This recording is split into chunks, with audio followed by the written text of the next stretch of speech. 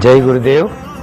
અત્યારે હું જય જલ્યાણ ગૌ સેવા આશ્રમમાં આવ્યો છું અને 125થી વધારે ગૌ માતાઓ છે।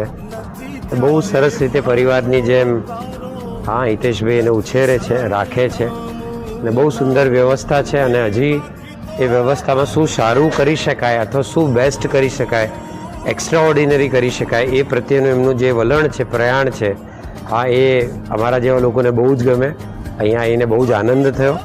ઘણી જ બધી ગૌ માતાને વાલ કર્યો, બહુ જ બધું ગોળ ખવડાવે છે। હું બધાને અનુરોધ કરીશ કે આવો અને અહીંયા આગળ છે ને સેવામાં જોડાવો। જય ગુરુદેવ।